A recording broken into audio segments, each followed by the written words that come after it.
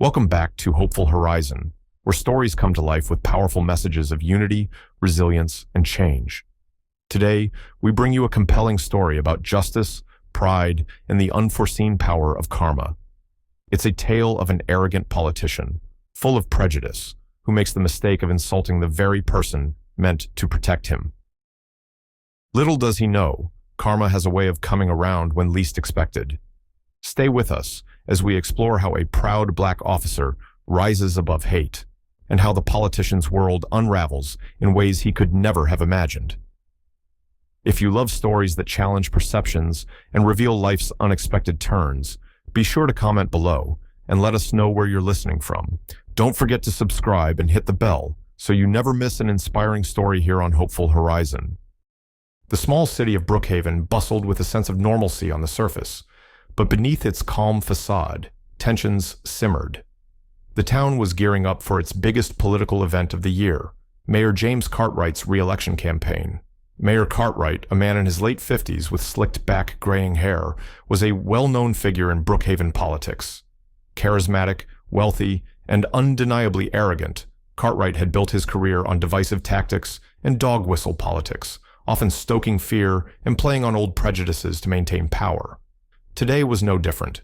Cartwright was set to give a speech at the City Hall Plaza, a grand building with towering pillars that seemed to symbolize his ego.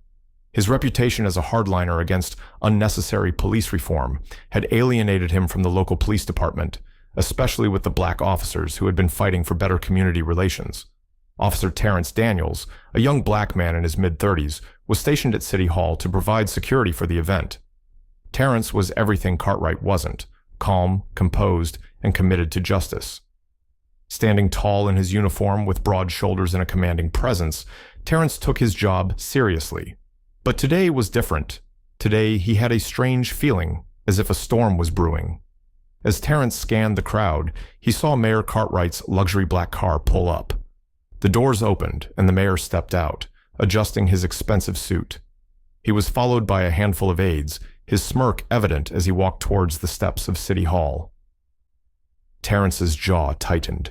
He had crossed paths with Cartwright before, usually through casual dismissals or underhanded racist remarks. But this time, something felt off. Cartwright approached the steps, but instead of walking past Terrence like he usually did, he stopped and turned his cold gaze on the officer. "Well, well, well. Look at that. They've got you on security today," Cartwright said, his voice dripping with condescension. "You should be thanking me, you know. Men like me are the reason people like you have jobs." Terrence's heart pounded, but he kept his face stoic. This wasn't the first time he'd dealt with men like Cartwright, men who believed their power gave them the right to demean others. But before Terrence could respond, Cartwright's aide quickly whispered in his ear, reminding him to stay focused on his speech. Cartwright laughed, dismissively waving off the moment. "Good thing you're just here to guard me, Officer Daniels. That's all you're good for." Terrence stood there, feeling the weight of the insult, but he held his ground. He knew better than to let Cartwright's words get under his skin. Little did Cartwright know, this moment would be the catalyst for his own downfall. City Hall Plaza was packed with reporters, supporters, and a handful of protesters as Mayor Cartwright took the stage. His voice boomed through the loudspeakers as he delivered his usual rhetoric, talks of law and order, reducing crime, and how he'd keep Brookhaven safe from those who don't belong. The undertones were clear, and the crowd's reaction was mixed. His supporters cheered, while others exchanged uneasy glances. Terrence remained vigilant, watching the crowd, but unable to ignore the bile rising in his throat as Cartwright's speech dragged on. Words like law and order and protecting our community rang hollow in his ears, knowing full well that Cartwright's policies had only deepened the divide between the police and the citizens they were meant to protect. But then something unexpected happened. As Cartwright ramped up his speech, a commotion broke out in the crowd. Protesters had begun chanting, demanding police reform and accountability. The chants grew louder, disrupting Cartwright's flow, and for a moment, panic flashed across his face. Security moved in, trying to calm the situation, but it was clear the momentum had shifted. Cartwright, visibly flustered, tried to regain control. These agitators don't understand how good they have it," he stammered. but the damage was done. The protesters continued, undeterred, their voices demanding justice. Terence observed from the side, feeling a swell of pride at the sight of people standing up for what was right. But it wasn't just the protesters that made him feel this way. It was the fact that Mayor Cartwright was finally being exposed for the manipulative politician he was. Suddenly, the situation escalated. One of the protesters, a young woman, broke through the crowd and attempted to confront Cartwright directly. Security rushed in, but not before she yelled at the top of her lungs, "How can you preach law and order when you can't even respect the people who serve it?" The crowd gasped, and Terence felt a chill run down his spine. The words hung in the air, heavy and sharp. Cartwright's face twisted in anger, but before he could respond, the woman was escorted away. The tension didn't die down after the speech. In fact, it only grew. That evening, Mayor Cartwright was scheduled to attend a high-profile charity gala, where many of the city's elite would be present. The gala was being held at the luxurious Westfield Hotel, its grand ballroom adorned with sparkling chandeliers and gold-trimmed decor. It was the kind of event where powerful men like Cartwright thrived, rubbing elbows with the wealthy and influential. Officer Daniels was assigned to the event as part of the security detail, though he wasn't thrilled about it. Being in the same room as Cartwright after the earlier incident felt like walking into a lion's den, but he knew his duty and remained professional. The gala was in full swing, with music playing softly in the background, champagne flutes clinking, and polite conversation flowing. Cartwright arrived with his usual entourage, smiling and shaking hands with everyone who greeted him. He was back in his element, surrounded by people who admired him, and for a moment, it seemed like the incident at the plaza was already forgotten. But then, fate took an unexpected turn. As Terence stood near the entrance, monitoring the guests, he saw a familiar figure enter the ballroom. His heart skipped a beat. It was Mr. Richards, one of the city's most respected philanthropists, and beside him was his son, Ryan.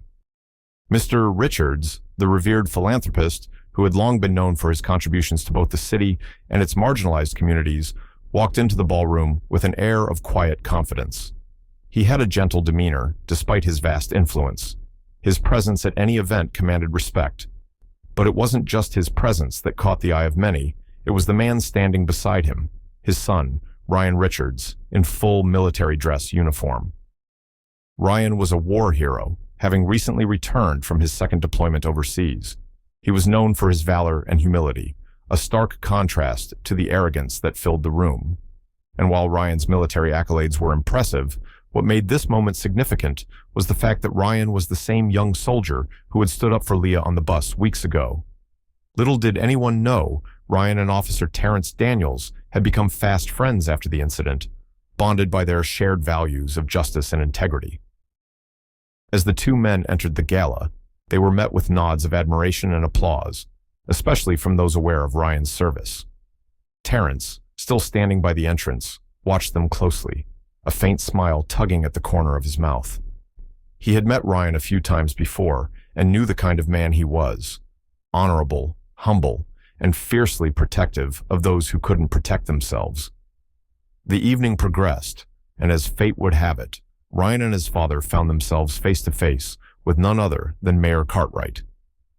Cartwright's eyes widened slightly at the sight of Mr. Richards, and his usual smirk faltered. The Richards family had always been a powerful force in Brookhaven, and their influence extended far beyond wealth. It was an open secret that Mr. Richards had never supported Cartwright's divisive politics, but they had always maintained a respectful distance. "Mr. Richards," Cartwright said, extending a hand, his voice dripping with false charm. "Always a pleasure to see you. And this must be your son, Ryan? I've heard quite a lot about you, young man." Ryan stared at Cartwright for a moment, his eyes narrowing ever so slightly. He shook Cartwright's hand, but there was no warmth in the gesture. "Thank you, Mayor," he said, his tone polite but distant. There was a moment of awkward silence as Cartwright struggled to find the right words. It was clear he felt uncomfortable in the presence of the Richards family. Perhaps it was the knowledge that, despite his bravado, he would never command the kind of respect Mr. Richards did. Or maybe, deep down, he sensed that Ryan was more than just a war hero. He was a man who had seen the true face of injustice and wasn't afraid to call it out. "I trust you're enjoying the evening?" Cartwright finally said, trying to regain control of the conversation. "We are," Mr. Richards replied, his voice calm but firm. "Though I couldn't help but notice the protests earlier today. It seems people are asking important questions about leadership in this city." Cartwright's face tightened, and for a brief second, his polished facade cracked. He chuckled nervously, brushing off the comment. "Oh, you know how it is. These agitators always find something to protest about, but we can't let them distract us from what's important, law and order." Ryan's jaw clenched, but he remained silent. Terrence, watching from the sidelines, could feel the tension in the air. This was more than just a conversation, it was a clash of values, and though Cartwright didn't know it yet, he was about to meet his reckoning. The gala continued, with music playing and conversations buzzing throughout the ballroom. But the mood shifted abruptly when a sudden commotion erupted near the main entrance. People turned to see a group of protesters who had somehow made their way inside, holding signs and chanting for justice. They were peaceful, but their message was clear. The people of Brookhaven were tired of Cartwright's divisive leadership, and they wanted change. Cartwright's face turned red with anger as he stormed over to the group, flanked by security. "How dare you disrupt this event?" he barked. "This is private property, and you have no right to be here." One of the protesters, a young woman with fiery eyes, stepped forward. "We have every right to be here," she said, her voice steady. "You claim to represent the city, but you only represent yourself. We're here to stand up for those you've ignored and marginalized." The room fell silent as everyone watched the confrontation unfold. Cartwright's arrogance was on full display, and for the first time, people began to see him for what he truly was, a man desperate to cling to power, no matter the cost. Terrence, still on duty, watched from the sidelines, his instincts kicking in. He could see the situation escalating, and while the protesters weren't being violent, he knew that Cartwright's temper was unpredictable. Suddenly, Cartwright made a move that would seal his fate. In a fit of rage, he grabbed the young protester by the arm, yanking her towards the exit. "Get out of here," he shouted. "You have no place in my city." Gasps echoed through the room as people stood frozen in shock. Cartwright's outburst had crossed a line, and everyone knew it. But before anyone could react, Ryan Richards stepped forward, his voice calm but commanding. "Let her go," Ryan said, his tone leaving no room for argument. Cartwright whirled around, glaring at Ryan. "This is none of your business, soldier," he sneered. "You're here to protect this city, not side with these troublemakers."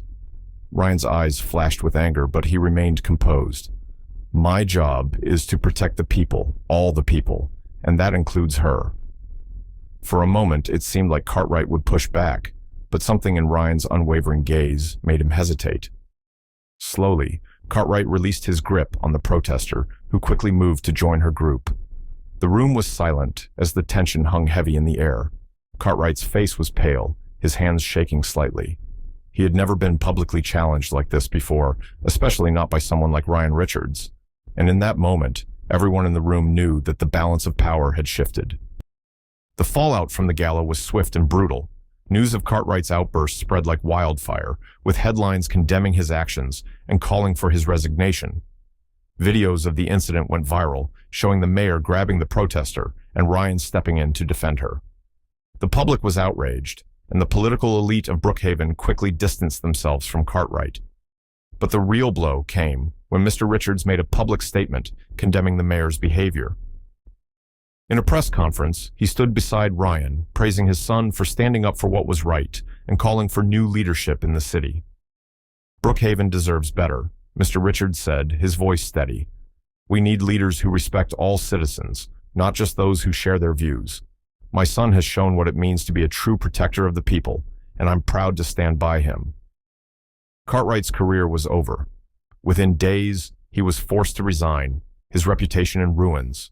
And as he packed up his office for the last time, he couldn't help but think back to that fateful day when he had humiliated Officer Terrence Daniels, never imagining that karma would come back to bite him in such a devastating way. As for Terrence, he continued his work as a police officer, knowing that justice had been served. He had seen men like Cartwright come and go, but he knew that true power came from doing what was right, not from seeking control over others.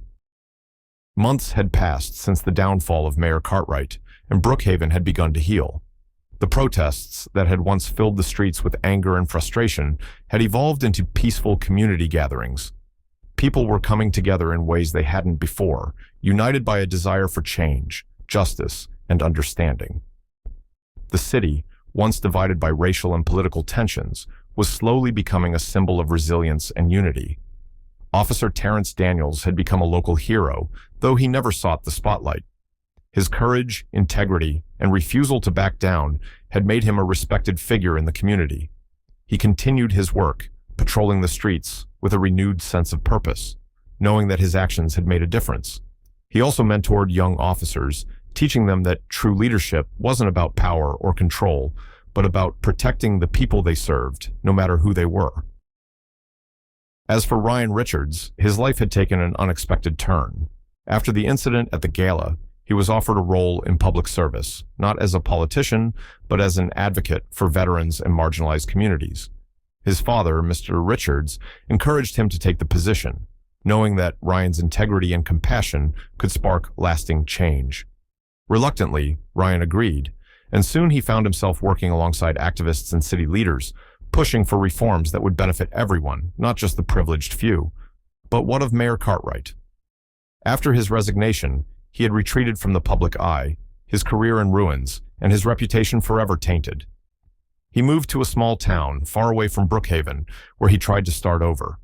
For months, he wallowed in bitterness, blaming everyone but himself for his downfall. Yet, as time passed, something began to shift within him.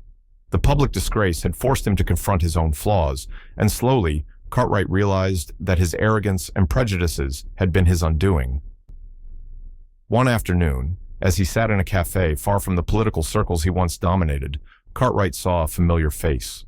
It was Ryan Richards, dressed casually and walking with a group of young children as part of a community outreach program. Cartwright watched from a distance, his heart heavy with regret. He knew he had wronged men like Ryan, men who stood for everything he had once opposed. Later that day, Cartwright approached Ryan.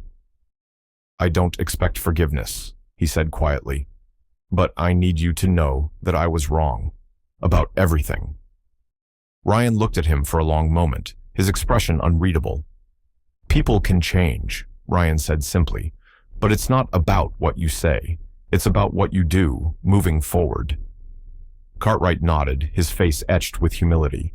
For the first time in his life, he felt the weight of true accountability. As Cartwright walked away, Ryan watched him go, hoping that maybe, just maybe, the man would find his way to redemption. Brookhaven's story was far from over. The city still had challenges to face, but it had grown stronger through its trials. It had learned that standing up for justice, no matter how difficult, was the only path forward. And in the end, the actions of a few had set the stage for a brighter, more united future. The journey continued, but the people of Brookhaven now walked it together, side by side, as equals. Thank you for joining us for another powerful story here on Hopeful Horizon. This tale reminds us that justice has a way of finding its path, even when it seems impossible. As we've seen, standing up for what's right isn't always easy, but it's always worth it. If this story moved you, please share your thoughts in the comments below. We love hearing from our Hopeful Horizon family, and don't forget to subscribe and hit the notification bell to stay updated on more stories that inspire and empower. Until next time, stay hopeful.